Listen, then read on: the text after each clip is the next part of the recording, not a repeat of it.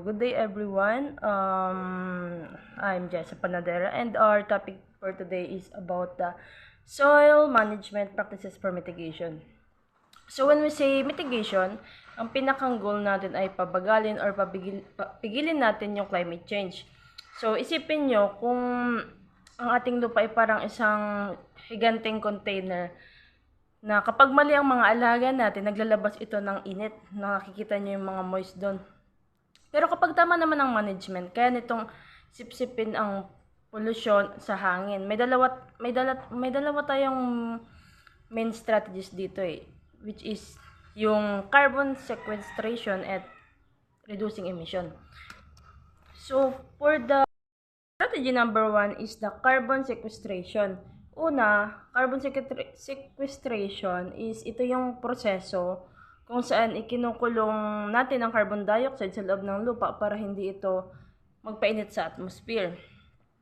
Ang practice na para dito is yung no-till farming, which is yung hindi pagbubungkal.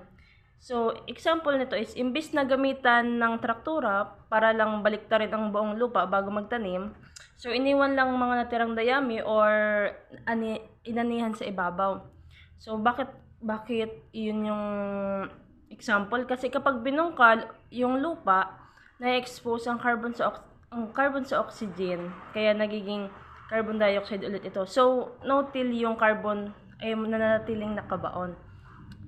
So, next is the cover cropping. So, ang example naman dito is yung sa pagitan ng harvest ng palay at sa susunod na tataniman. Nagtatanim ang mga farmers ng legumes o mani. Bakit nga ba cover crops na ito ay patuloy na ginagamit? So, ito ay patuloy na humigop ng carbon sa araw at hangin at ibinabaon sa kanilang mga ugat direkta sa lupa. The strategy number 2 is the reducing GHG emission. So, pangalawa, kailangan nating bawasan yung mga bad gases na lumalabas mismo sa activities natin. So, the practice number 1 is the precision nutrient management. So, example, imbis na basta na lang magsabog or sako-sakong urea or fertilizer sa buong bukid, gumagamit ang farmers ng leaf color or chart, LCC or sensors. Kung farmers yung family nyo, siguradong alam nila yung ganyan. So, kung ano ang kulay ng dahon sa nangangailangan ng pagkain, yun lang din yung nilalagyan.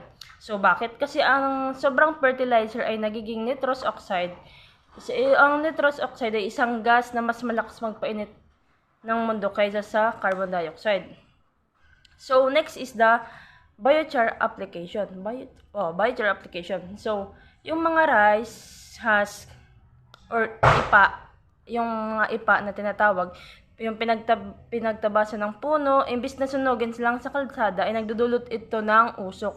So, ginagawa itong biochar yung parang uling. So, bakit nga biochar? Ang biochar kasi ay parang carbon sponge. Kapag ginhalo mo ito sa lupa, libo-libong taon bago ito mabulok, kaya lock-in ang carbon doon habang pinapadaba pa ang lupa. All in all, sa madaling salita, ang soil mitigation ay parang pag-aayos ng aircon ng mundo.